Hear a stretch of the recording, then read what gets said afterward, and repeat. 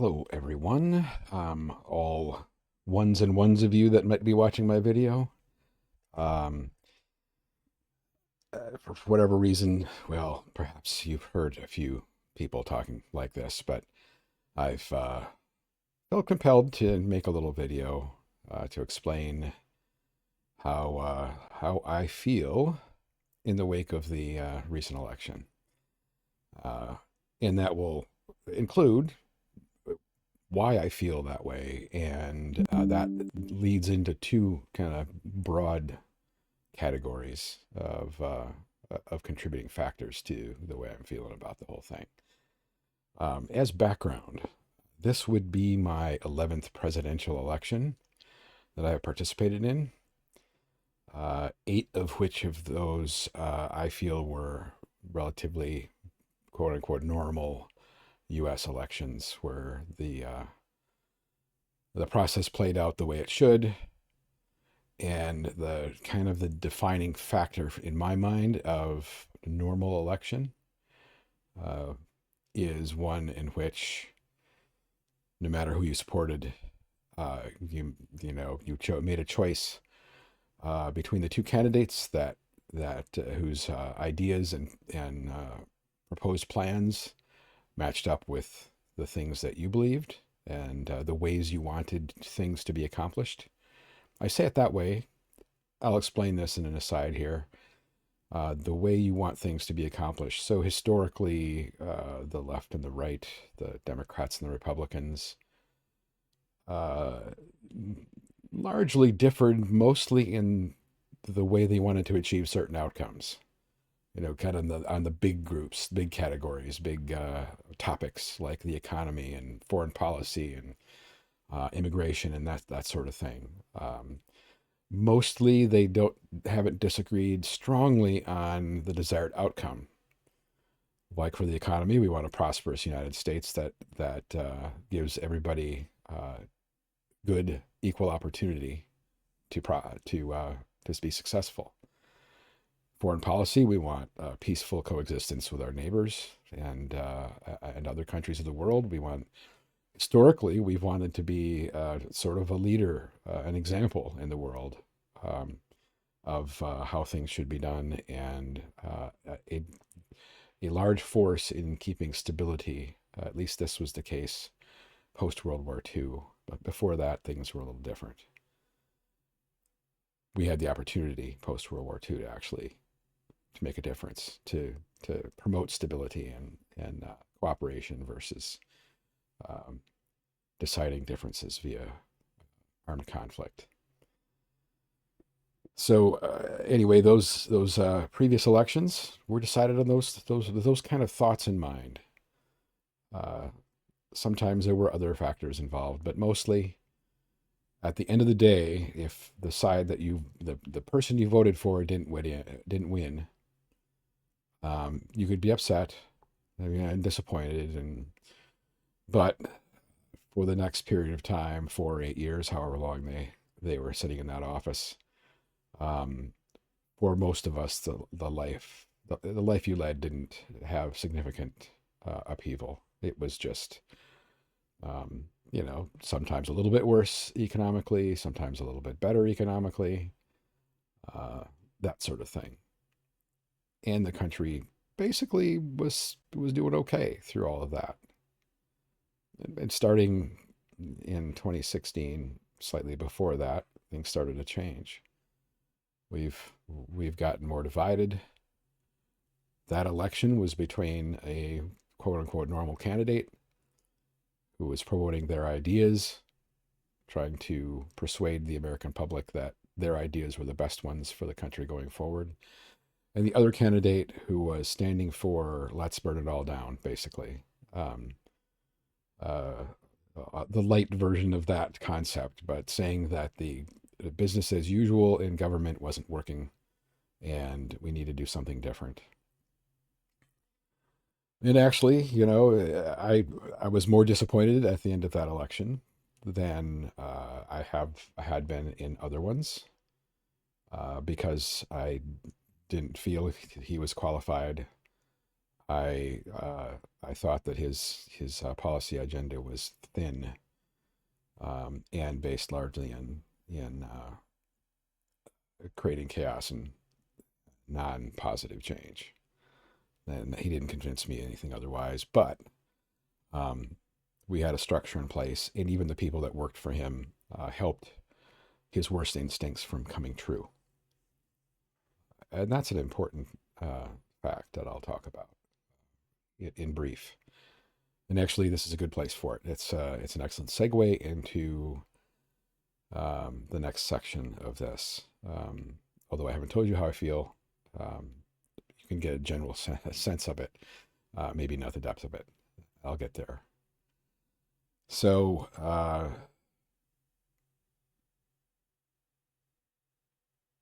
yeah, I lost my train of thought. That's what happens. Oh, yes, the people that used to work for Trump almost overwhelmingly decided to come out against supporting him this year. If you're in the information bubble that surrounded him, you may not have even heard a lot of that. But two things stand out. One that I heard prior to the election, and one that I just heard yesterday. Two high-ranking members of his cabinet, I believe they both served in national security capacities, which means they have the highest security clearance possible. They are involved in pretty much all the intelligence that we have available on what's going on in the world, and including domestic information.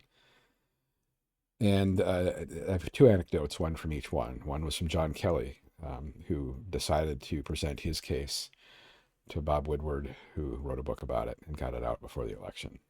And nobody really paid attention, at least no one that changed their vote because of it, or none that made a difference. But the anecdote from that book that was really telling to me is they were talking, he was having a conversation with the president at the time. And they were talking about people that were part of the military and chose to serve. And John Kelly was struck by the fact that Trump was completely puzzled. Why would someone do such a thing? He couldn't get it. He couldn't see the benefit to them personally for participating in service. Basically, throughout the course of the conversation, it was realized that Trump has zero concept of doing things for anything other than his own benefit, and short-term benefit too. So that speaks volumes to his character, and it should put the fear in you as far as what's happening next. Then the second anecdote was from another John that served in his cabinet in a national security position, John Bolton.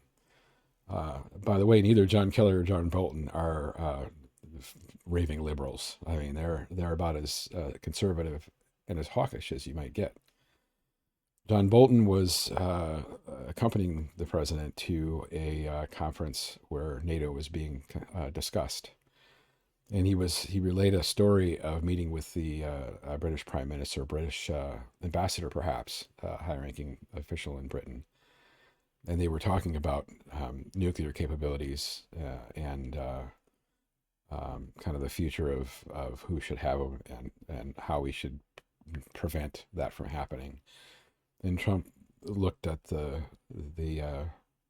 UK ambassador and said, "You have the nukes?" Which, okay, so statement one to John Kelly showed that he was completely amoral, narcissistic, and only out for himself. He's not going to do anything that doesn't benefit him. And number two, shows a profound ignorance of the world and the situation, the world order, the things that a president needs to know or listen to his advisors about, at the very least, bare minimum. But he couldn't even speak intelligently on that. And Bolton did go on to say that Trump wasn't interested in any facts or figures or anything like that. His entire foreign policy revolved around making the leader of the other countries, whoever he was negotiating with, like him and forming a friendship. Um, so that's that. Those two things to know about him really, really should be enough. So how I'm feeling. Uh, my boss, who lives in Switzerland, shares a lot of what I feel. Is sad that he jokes about wishing that other country citizens could vote too, because the repercussions are going to ripple throughout the world of what happened recently. And yeah, the stages of grief. That's what I've been feeling. It's not what you'd normally feel after a normal U.S. election. You'd feel a slight disappointment, and okay, well, things might slightly not go the way I expect them to go. But no, I've educated myself on the things he wants to do and the things the people around him want to do, and why this time um, he will most likely be able to get a lot of them done. And they aren't the things that his most fervent supporters have been listening to, like, I'm going to uh, stop conflicts around the world. We'll have peace. I'm going to make your taxes lower. I'm going to make things affordable. Nothing that he's mentioned specifically, if he has more than a concept of a plan for any of it, has been productive in those directions. So, um, yeah, I've not been sleeping well. I can't say that I'm okay. My emotions are all over the place. But below them all, and of the stages of grief, I can't see a path to acceptance of this situation. Um, Resignation, perhaps, but not acceptance. So underlying all of them, they're resolving into a simmering rage. But I'm trying not to give in to that. But it's there. So segueing into how did we get here, and one of the greatest causes of the disappointment portion of the way I feel is he got more votes. It's plain and simple. Although I've heard, people say, how in the world could he have gotten more votes? There must be something wrong. Most reasonable people on the left, the Democrat side, are not talking widespread fraud or doing any of the garbage that was done after the 2020 election, which was all false. Many court cases were lost over it, lost in courts ran by judges that Trump appointed, that at least were trying to continue to promote the rule of law, which is a pretty shaky concept considering his own preferential treatment by the courts and our legal system. You may disagree on that, and I can tell you, I can talk for hours on that one, but don't need to. Not this not this spot. This is not the place. So my disappointment comes from the people that one or two segments of the people that voted for him. There was always going to be a solid core of his cult members, the people that exist to hear the sound of his voice. They don't really care what's coming out of his mouth. He is a charismatic cult figure to them. They wear crazy clothes to revere him as a person, not as anything he represents. They just want him to be powerful and shower his praise upon them. That's all that matters to them. They may say other things. They also want to, spout their rage, feel it, share it, that sort of thing. The second category, also hopeless, are the racists and misogynists. That a great part of them are also Christian nationalists and white supremacists. So this kind of a basket of different people that are aligned around one particular thing. Um, and hopefully this isn't reaching any of you, because none of you should be in my orbit of friends if you're in that category. I can give some excuse to the folks that are cultists, but not much. So those two are there what they are. He would have gotten that at any time because he was speaking to them loudly, proudly, and made them very welcome in his campaign. And I fear he'll make them quite welcome in his upcoming presidency. So the ones that weren't in those camps, single issue voters that felt that things would be better under Trump, some of them are very low information. They paid no attention, but generally Republicans have been better for my wallet, so I'll vote Republican. And they largely ignored any information that might that they might like about him and what he stands for today. My disappointment is greatest with this group and the next one. They could have, some of them likely were aware and voted that way anyway, thinking he can never get this all done. Nobody ever gets everything done that they want to get done. It won't be that bad. And I'm sure people that I care about will look at this video and say, you're overreacting. It's not going to be that bad. I'm going to tell you why I think it is. So that group that had an issue that they cared about, the economy and abortion are probably the two biggest ones. And I know that people I care about probably fell into one of those two categories, one of those issues, and voted that way. And then the final group were the eligible but non-voting group of people. I don't know where they would have voted if they would have voted, but it would have been nice to have their participation.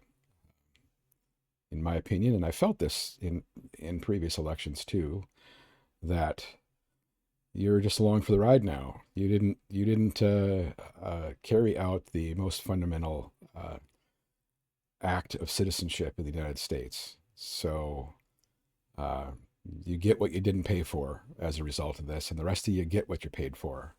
And I don't think any, other than the second group I mentioned, you're not likely to get what you like out of this one.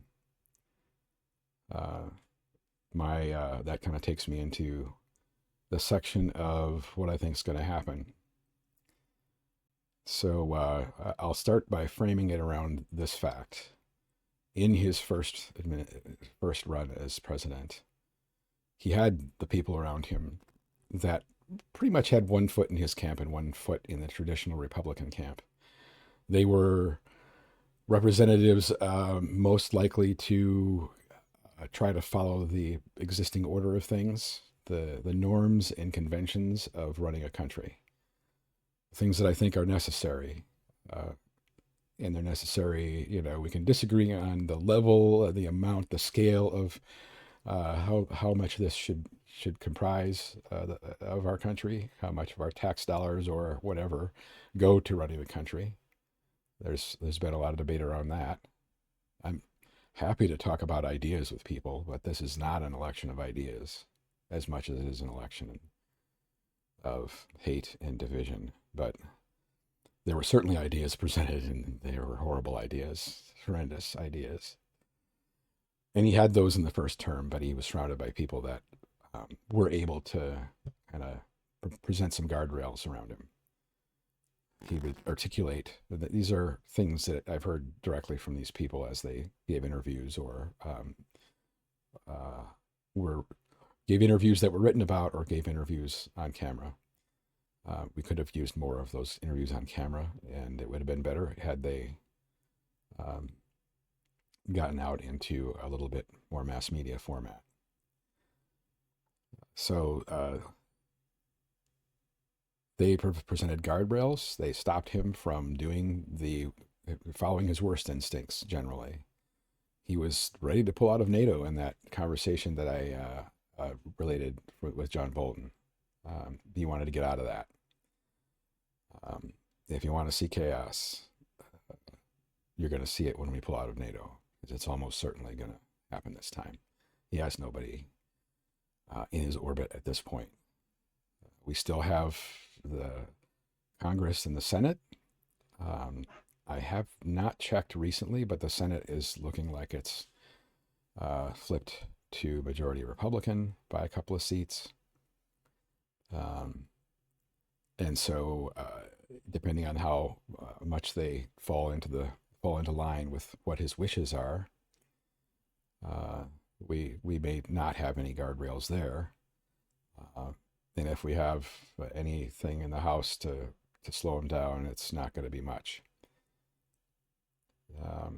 There are some Democratic states that will certainly fight some of the more horrendous things that I'm going to mention here in a couple of minutes.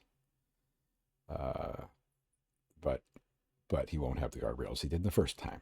So some of his worst instincts are going to be followed. It generally, I think it was Bolton that said, he would send out a bunch of tweets overnight, and someone in the office would print them out, go into a policy meeting, and say, "Well, here's what we got to do today." And sometimes that would happen, and sometimes it wouldn't. But anyway, we're not going to have as many reasonable voices helping him out. So let's see what else. Oh, one other responsible party, and this is a group that everybody loves to bash, and no matter what side they're on, for different reasons, is the media, mainstream media. The mainstream media normalized all of the outrageous and horrible racist speech, the biggest lies that came out of his pie hole, which was a lot of them. Nobody's eating cats and dogs. Certainly not the Haitian immigrants in Springfield. That's been completely. There wasn't even a slim foundation of fact. Sometimes the lies do have some nugget of truth that may not be directly related, even, but is not true in actuality in the way it's presented. That's one. The most glaring one. By the way, there are no children going to school, boys, and coming back, girls. Teachers got to pay for their own supplies. There's not budget for that, if nothing else, right? That just ain't happening. I am sure that most people thought those were just outrageous things, and this is the way he is. He's just joking, or whatever. But he used that to draw up a lot of cheering in his audiences, no matter the arguable small size of those audiences. So what do I think is going to happen? So let's start with, I'll start with the economy because it's an easy one. He talks about tariffs, loves tariffs. I think I've heard a little stirring that some people are having buyer's remorse already because they didn't know how tariffs work. I don't know, I saw one anecdote that I have no idea. I haven't checked out to make sure it's true. But in essence, it could be true because this is the way how tariffs work. The story goes that the dude that worked in a small manufacturing company, they had a company-wide meeting. Heavily Trump country. Everybody probably voted for him in that section, that area, all the workers and everything else. They had a company meeting where the owner of the company was just saying to them, "I'm sorry, I can't pay Christmas bonuses this year because we have to scramble to buy enough supplies to get us through next year because of the tariffs that are coming." Tariffs are paid by companies buying parts that are subject to tariffs, retailers buying product to sell that are subject to tariffs, which if you know anything, if the company is paying more for it, you're paying more for it. Tariffs go directly to you. They have been used historically to great effect, or dubious effect, depending, um, to discourage a foreign country from flooding our market with ultra cheap things, putting people out of business here in specific industries, specific situations. It discourages consumption of the foreign products, therefore giving preferential treatment to the ones made or sold here. As long as they don't have to buy foreign parts that are, subject to the tariffs, that works. It won't work across the board.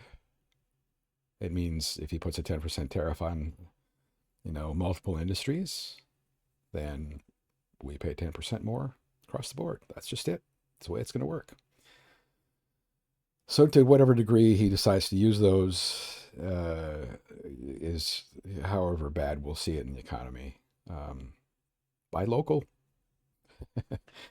That segues into the next thing we're going to see a lot of, and that is corruption on a scale that has never before been seen. So that corruption will take many forms, but economic corruption is one. I mean, he's already engaged in that to some degree. Broke norms anyway at his first time in office by hiring all of his family members and giving them nice, generous salaries that we were paying for, whether or not they were qualified for the job they were in. How nice to be them. But when the tariff situation comes into play, and you notice that he got a lot of support from Elon Musk, whose company Tesla might have to be concerned about Chinese electric car competition. It could be feasible that there could be a nice, healthy transfer of wealth right directly into Donald Trump's pocket as a result of a selective tariff in exchange for Musk buying Truth Social, folding it into X, buying it for a premium. It's not worth much now as far as those things go. But that's just one example of what could happen on that end of things. Things could get even meaner and more corrupt and in other areas because the Supreme Court recently ruled that presidents have immunity in any action that is taking place as part of the normal operation of their job. And that includes, most likely, it's very broad, it's rather nebulous, and it hasn't been tested, but I doubt, depending on who the president was, if it was him, they seem pretty friendly to him, at least the majority. So they would likely come down on his side of things. But it could be, the hypotheticals were presented in the case. Well, what if he, ordered the assassination of a political rival? Well, yeah, talking to a branch of the military or getting someone within the government to do this act, it falls within his normal duties as someone who works in the government. He's just communicating to another representative of the government in an official capacity as president. He would be immune from that. So if things were ultra horrible, it's unlikely he could be held account to that if he were to make good on his threats of retribution, which he's spoken of frequently. So those are a couple of examples of how bad it could be, but I'll look at it, I'll back up and take a step out a ways and say what things are likely to happen fall on a spectrum. It really depends on how much cooperation he gets from people that can slow him down some. Congress, one of the two houses, maybe. States, there's still, we're 49%, but there's still a lot of us out there that really are just worried about the destruction of our country. We're certainly in extra constitutional territory in a lot of areas at this point. So the based on everything that I've seen and heard, all the speculation of what he could do and what he said he wants to do, things I think are going to fall probably not on the lower end, but the lower end is pretty bad. We'll be experiencing things that are pretty bad, and in a lot of specific areas, and for specific people, they'll be more than pretty bad. But in general, those of us who are benefited by the birth of male and white, it'll just be pretty bad because if we have empathy, we'll see other people that suffer more. And it could go all the way to apocalyptic hellscape. It's not outside the realm of possibility. And I'm not even going to assign a probability to any of that. The things that we will almost certainly, according to the people that I've listened to, which, by the way, as I noted, two of them were very, very conservative Republicans. I've tried to listen to Republican voices. Honestly, most of them are never Trumper Republicans, the ones that saw what he represented initially and have been talking about it ever since. But they were people that worked on national campaigns for other Republican candidates and the like, that have been involved in conservative Republican activities for years and years. People whose positions on a lot of things that I wouldn't agree with, but everybody was pretty unified around what's going on, and they're pretty unhappy as well.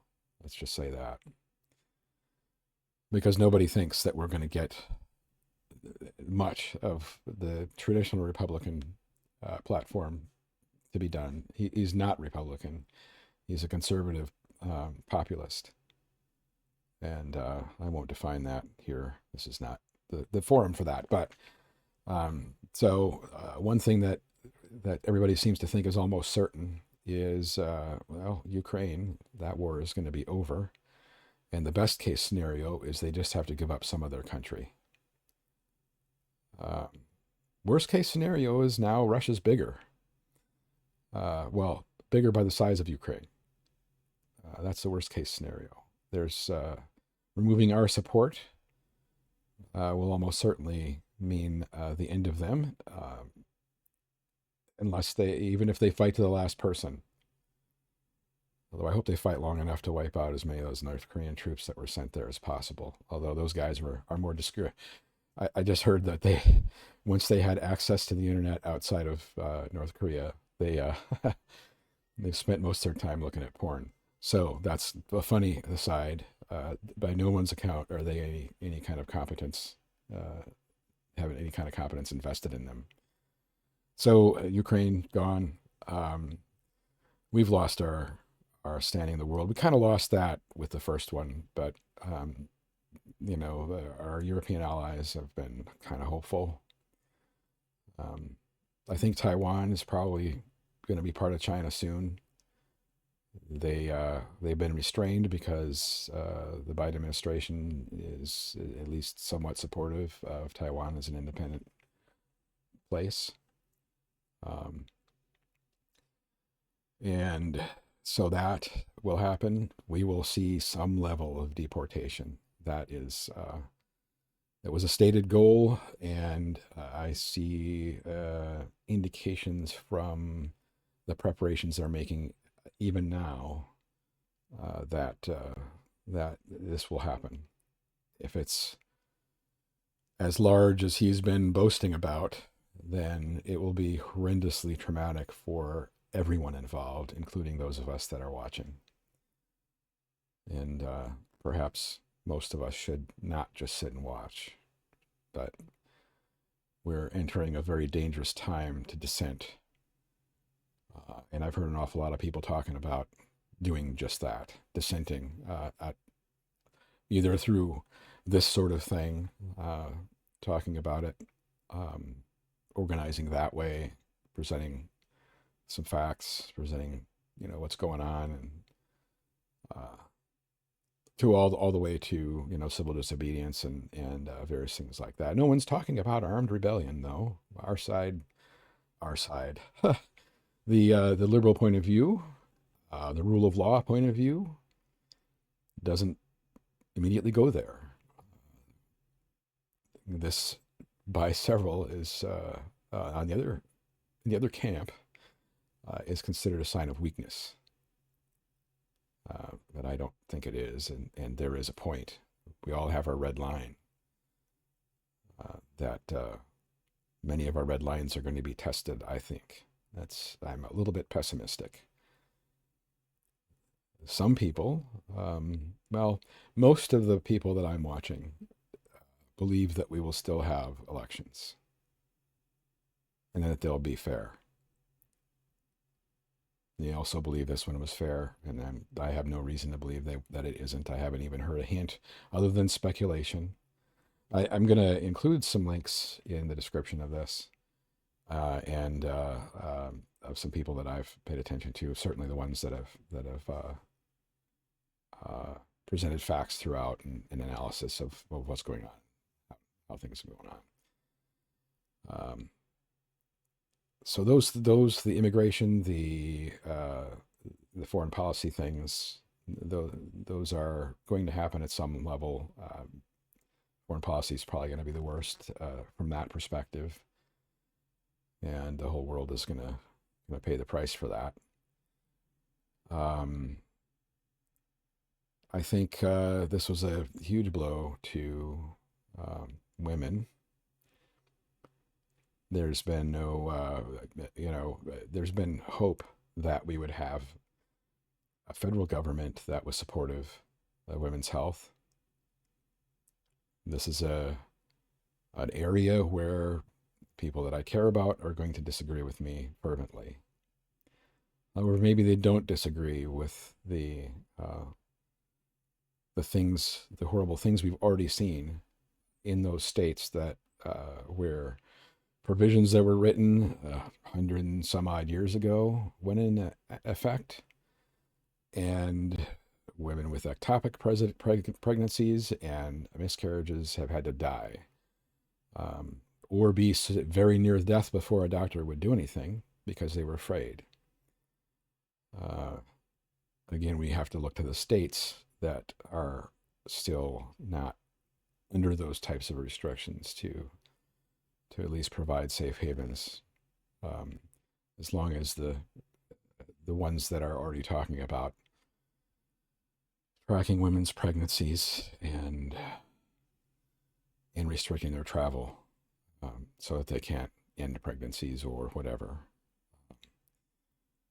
It's amazing that these kinds of conversations are going on, but they are.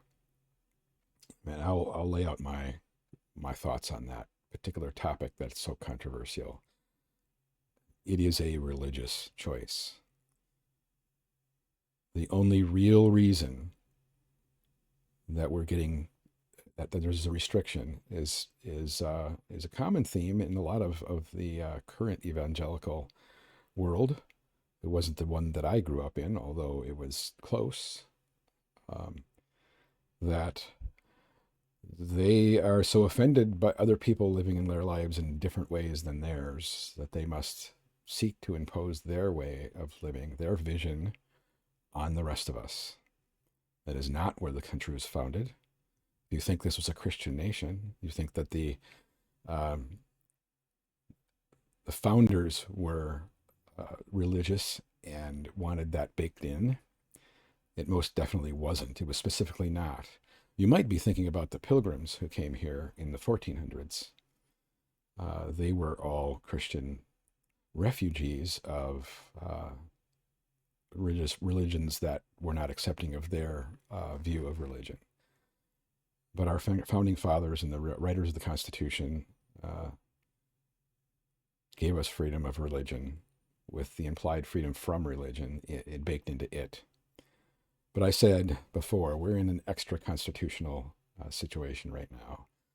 The the boundaries of the Constitution as we understand them are being pushed and stretched and broken and hammered against.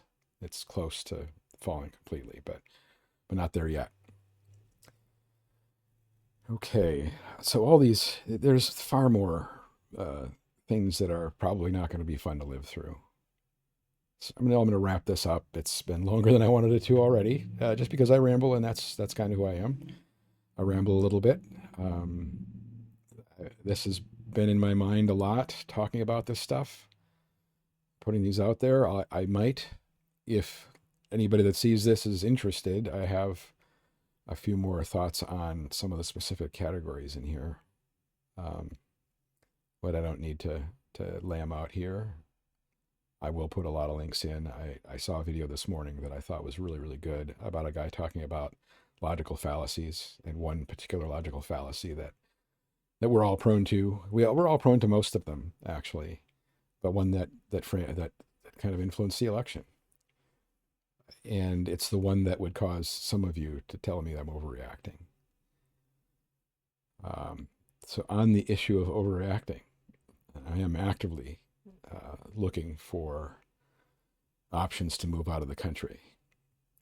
I haven't decided if I'm going to, but I want to know where I'd go and how it would work to get there, and to probably not come back. But I'm at war inside myself over that subject. I'm in a place that I fought to get to.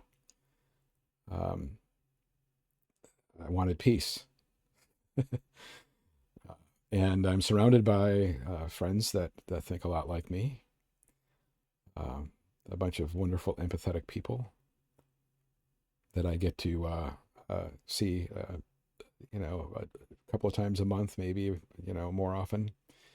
And it's really awesome. I was able to made the right friend early, and he and his wife have lots of friends, and they introduce me to people that I haven't met every single time we're in a group together. It's been just amazing, and they're all just really cool people. And I don't want to give that up. I'd have to start all over from scratch. I know, actually, I'm pretty good at making friends. So it wouldn't be an insurmountable task, but I don't really want to go through that again. I don't want to have to face that. Not to mention, my best friend is U.S. and unlikely to move. Zero likelihood to move. He's got a family, and he should be with his family. He is most likely not going to agree with a lot of what I said, or how I feel. So, those of you that might be concerned about me, emotionally, I'm a long way from okay. But I have not considered any ultimate solution other than moving. That is the most drastic thing that I have thought about. And the ones that really know me know that that's been a place where I was in the past. I know how that feels. I don't think I'm wired for that anymore, and that's good. So take comfort in that if you're a friend, family member. But that's pretty much where I am. I think at best we're gonna see some pretty bad times. He's already started trying to influence senators, and he has no power other than the power he holds over them in whatever way that he's been holding over people for a long time. That's, I just don't understand it, but here we are. And how we move forward is going to be an open question for a lot of us. So thanks for listening if you did. Appreciate you. I have people that I think very highly of all over the place, and I hope you're all well.